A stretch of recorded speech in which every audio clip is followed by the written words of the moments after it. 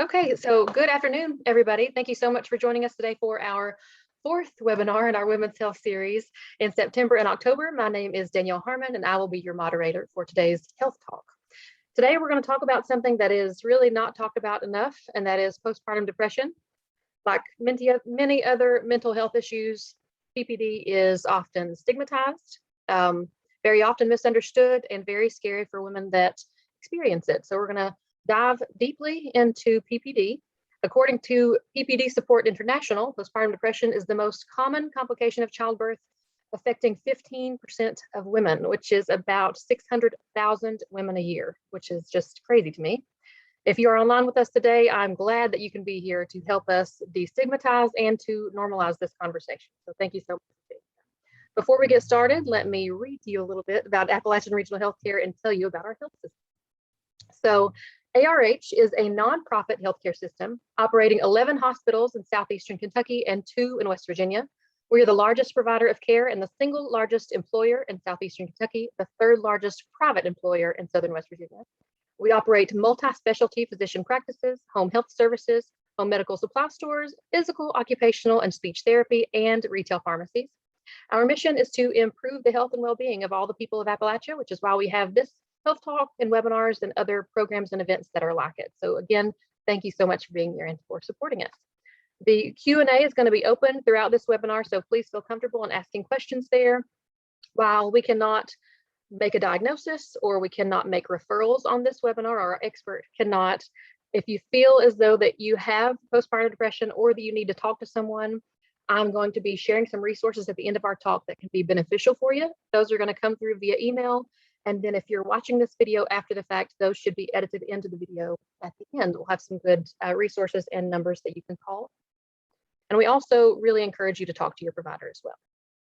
So today's speaker is Dr. Scott Howard, who has quite the impressive CV, Mr. Howard. Dr. Howard is the medical director of Pregnancy and Beyond and a practicing OBGYN at Primary Care Centers of Kentucky in Hazard, Kentucky. Dr. Howard also works as a professor at University of Kentucky, University of Pikeville, and Lincoln Memorial University. Along with all of that, he has about a 4-page long CV that we don't have time to go into right now, but it's very, very, very impressive, Dr. Howard. Thank you so much for being here. Thank you. So I think the very first thing that we should probably jump into our presentation is, can you tell us really what postpartum depression is and what maybe the baby blues are and how those are different, maybe they're different symptoms? Okay. Unfortunately, there's a lot of overlap between the two. Typically, baby blues is time limited, so you really only see that the first couple weeks after a baby is born. By 2 weeks in, if you're still feeling cheerful, down, depressed, things like that, then we're really starting to get into that postpartum depression category, which can start from days after delivery all the way to a year out. So it is something that timing makes a difference. And of course, if you're feeling so sad and tired that you're just not getting out of bed those first couple weeks, then that's probably more than I would expect from the blues. At that point, I'm probably already concerned that we're moving into depression. Okay, so we hear a lot about the baby blues and how it just lasts a couple weeks, and it's good for me to know too that postpartum lasts a whole lot longer. I had no idea that could last up to a year. I was thinking maybe 6 months, maybe 10. So thank you for that. That was certainly one of our questions that had come through beforehand. So the next question that I have is, are there any risk factors that you can look out for or certain symptoms that even not just the women that are experiencing it, but maybe their partners should look out for postpartum depression especially? So really any history of anxiety or depression, especially if it was ongoing during the pregnancy, is going to be the biggest risk factor for having depression postpartum. But there are a few other things, very traumatic deliveries, acute stress after. Any kind of stressor really is a trigger for depression, not just outside of pregnancy, but also in pregnancy and postpartum period, when women are just a little more vulnerable. Okay. Is there anything specific, and that may overlap as well, but for caregivers or family that they can look for? Is that just the tiredness, just more emotional behavior, anxiety?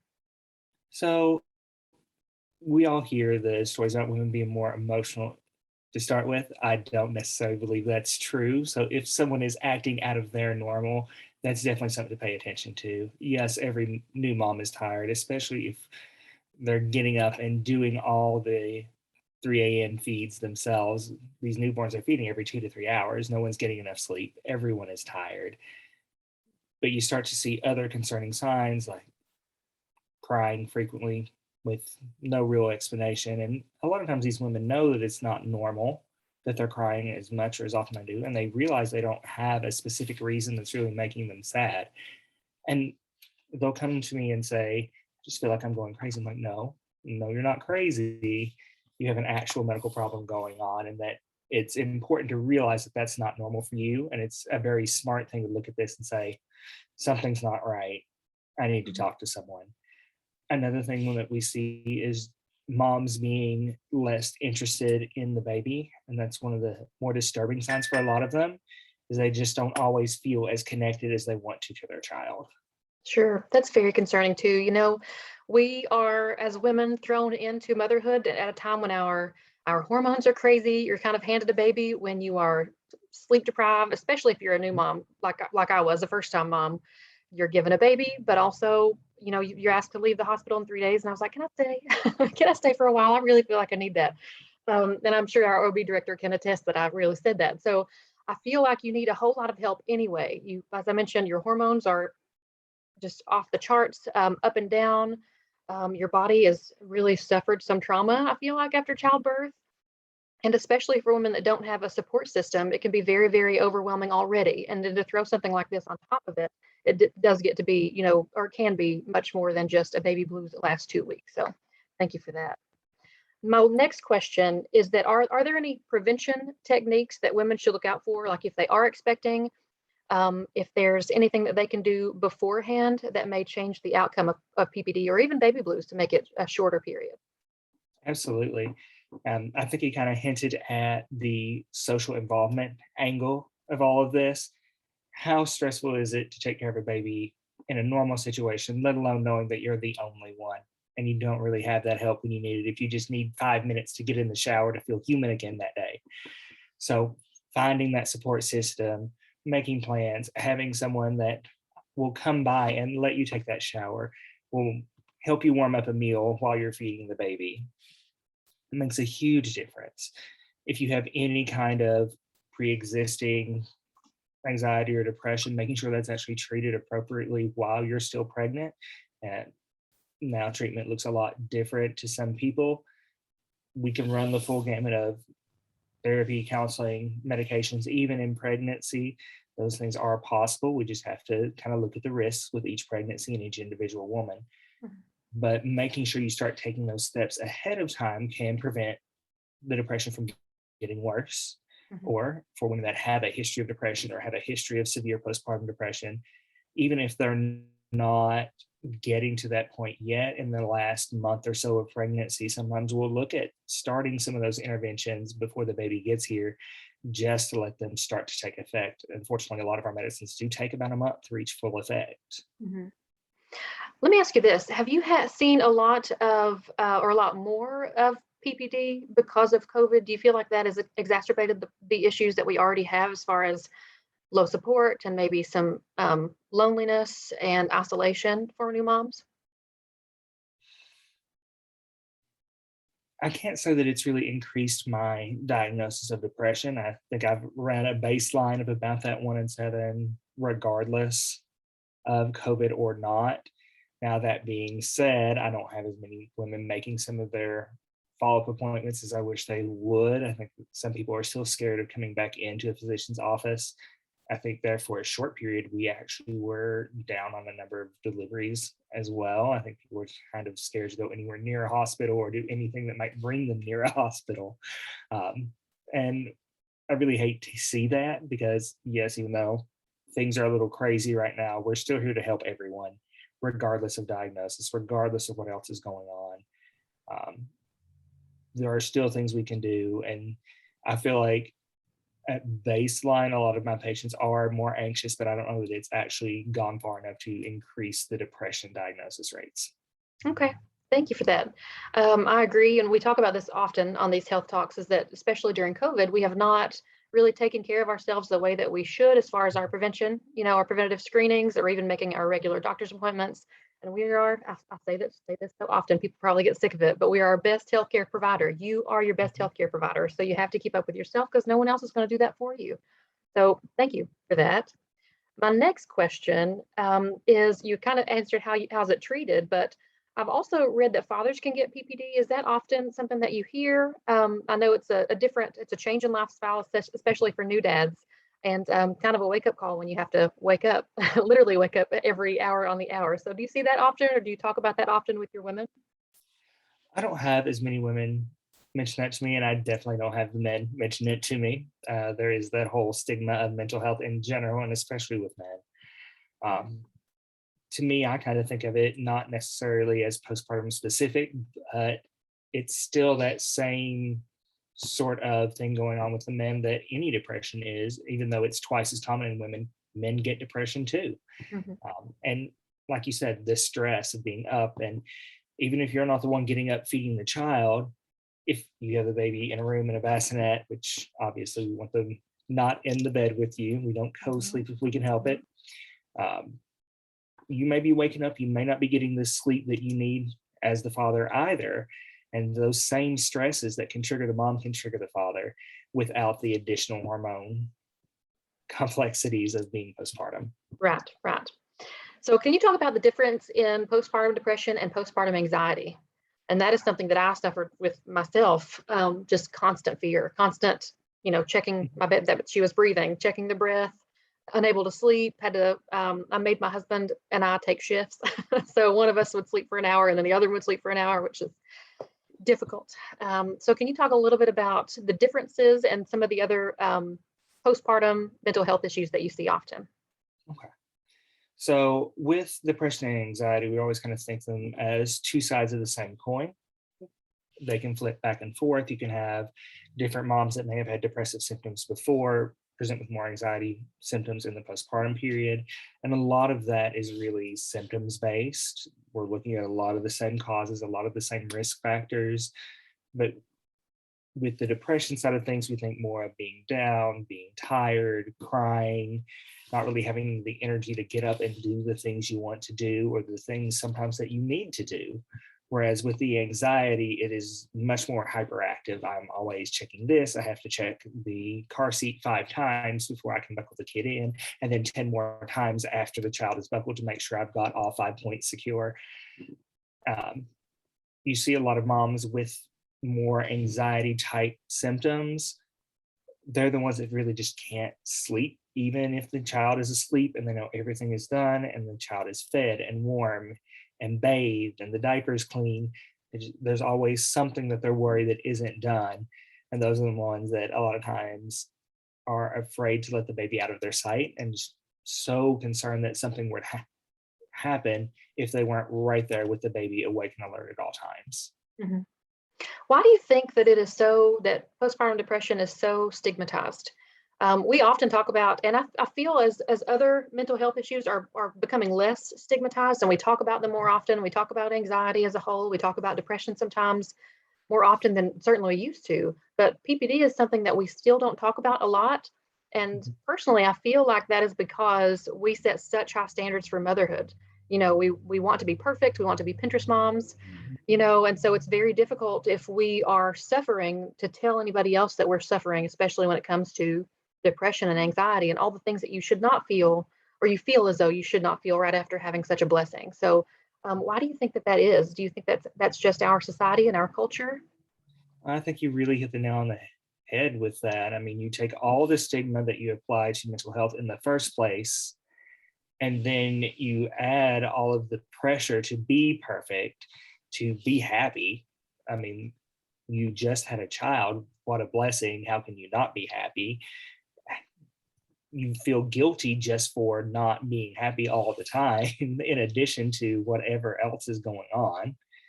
It's kind of a double standard and double stigma just for the postpartum part of depression. Even though some other things are becoming more normalized, there's still that extra pressure to be perfect, to be happy, to have everything just right. And social media, of course, does not help any form of mental health, as we know. Thank you so much for that. Let's see, what else? How should our women know when to seek help? Like, is there a certain screening that they can do at home that you would suggest, or when do you think that they should talk to their provider? And then on the other side of that, do you feel as though providers do enough screening, or is that something that they should specifically reach out to their OBGYN, or is it something that family practice can catch? How does that usually work? I threw like 4 questions at you there. Sorry. Some of all the above. I mean, it's important for everyone to kind of keep an eye on their mental health, especially with all the extra stress of the pandemic in the last couple of years. We definitely want to try and screen patients when they do come into postpartum visits. Technically, if you pull up the guidelines and look at them, we do one comprehensive postpartum visit somewhere between 4 and 12 weeks after the baby is born. Every mother should have some sort of depression screening at that visit. I like to do a bit more often. Typically in my office, we'll see all moms 1 to 2 weeks out from their delivery just to see how that initial adjustment to being home is going. I'll typically screen both at that visit and the next one at that 4 to 12 week interval. Great. What if you have multiple children? Does that mean you're going to have PPD every time? So if I had it at my first child, will I have it?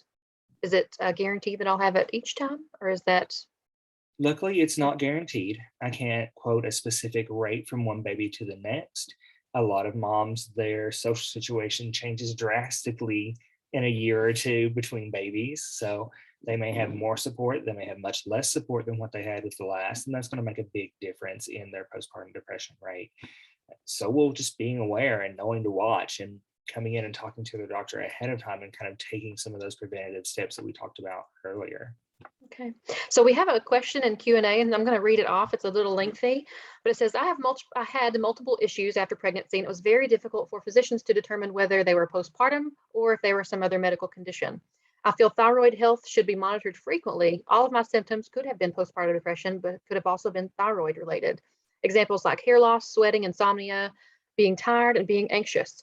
And that's something else that we certainly don't tell women enough of what's going to happen to them after they have a baby, from hair loss and calcium depletion and all of these, tooth decay and sometimes carpal tunnel and all of those crazy things on top of you may, get baby blues or postpartum depression. So I'll let you take that. Very true. So sweating is kind of the symptom there that sticks out to me. That doesn't sound as much postpartum. Definitely hair loss. Unfortunately, hair responds to progesterone, being the progestational or pro-pregnancy hormone that's much higher throughout the course of pregnancy. And when those levels drop after pregnancy, well, you have not only your postpartum bleeding, but bleeding, even in a regular menstrual cycle, is triggered by the drop in progesterone that normally happens each month. But that also affects hair growth. It does prolong the amount of time that hair is actively growing. So when that hormone drops off at the end, then yes, hair loss is fairly common. So all the hair you would have lost during pregnancy, a few hairs at a time over that 9 months, may all come out right at the end. Just like that. Just like that. So Yes. I understand what it feels like to lose all your hair.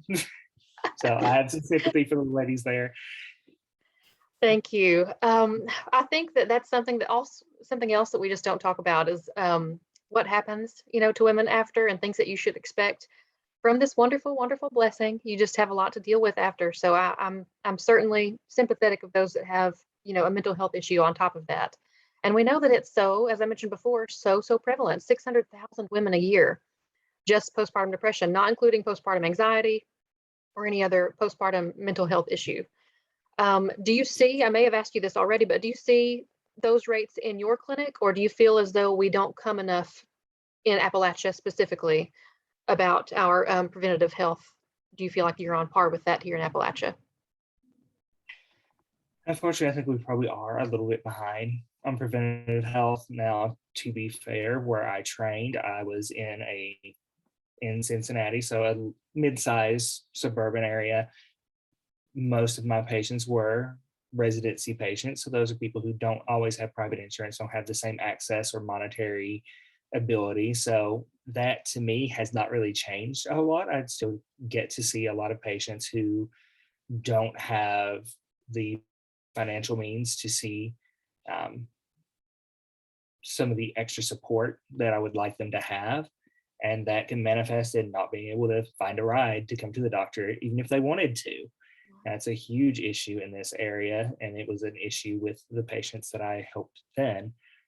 Unfortunately, I feel like I see a lot more things like cervical cancer that we can catch. Even during pregnancy, it is perfectly fine to do pap smears. It is perfectly fine to do the follow-up testing called a colposcopy and take a look. We will often delay any kind of biopsy or anything that might cause bleeding or complications until after the pregnancy, but we can go ahead and do a lot of that initial screening and prevention while you're pregnant so that as soon as the baby's out, we have more to do to take care of those kind of things. And I just don't see that happening as often as what I would like. I've seen one too many ladies who haven't had a pap smear in far too long, and I had to give bad news lately. Right. We had another health talk earlier. I think that was the one that we had in September, specific to cervical cancer and how preventable that it is, and how we could certainly change the nation if we would screen more often for cervical cancer and take it a little more seriously. So I think that is all the questions that we have on Q&A. Is there any overall advice that you would like to give to expectant and new moms to maybe look for PPD, or just as a whole, as a new mom starting her family? Absolutely. Start talking to your friends. Find that support group. Find the other women in your community who have either had issues with depression or who are going to be new moms around the same time, and really talk to each other. Even if it's, yes, today was a rough day, having just that support of someone to talk to is really, really helpful. Yes, please make sure that I know the questioner earlier was worried about some thyroid issues as well. Absolutely, that can overlap. It's much less common to have a thyroid issue than depression itself. But one of the first things that all of your guidelines for depression includes, not just outside of pregnancy, but also I think it'd be appropriate to screen those ladies for thyroid disorders just to be safe, because a common issue with that is either having too much of your thyroid hormone and getting the anxiety side of symptoms, or too little and getting depression-like symptoms. So I think I'm really glad she brought that up, because yes, there are definitely other medical issues that your doctor can help you tease out if you're open and talk to them when you come in. And don't just do the, oh, how are you feeling today? Oh, I'm okay. I'm fine. Right. We say we are fine way too often, don't we? And that's definitely a cultural thing that we need to kind of get over, at least in the doctor's office. Yes, absolutely. Tell everybody else, but tell your doctor the truth. Right. For sure. Okay, let me check Q&A once more. Oh, and I wanted to also add to piggyback on what you just said about the support system. When I announced my pregnancy, one of my family members who had given birth forever ago sent me a message, and she said, I just want you to know that PPD is real. And if you ever need to talk about anything at all, I'm here. I've been through it. I'm not saying that you're going to have it. And, please don't be offended that I'm sending this message. And I thought that is so nice, just to know that if something were to happen, that I would have her to reach out to. So I think that speaks volumes. If you have had any kind of postpartum mental health issue, that you can use that as a platform to help other people. Even if it is just a text like she did to me, reaching out and saying, I'll be here for you if you need me. And that means a lot. Those are the women you need in your corner. Absolutely. Sure. Absolutely. Okay, I think that is all that we have as far as questions. You have been absolutely wonderful, Dr. Howard. I really appreciate you being here. I hope to have you back on another health talk soon. All right. We'll see if we can make that happen. Absolutely. So before we exit, I will say, as a reminder, this is the 4th webinar in our Women's Health webinar series that ran in September and October.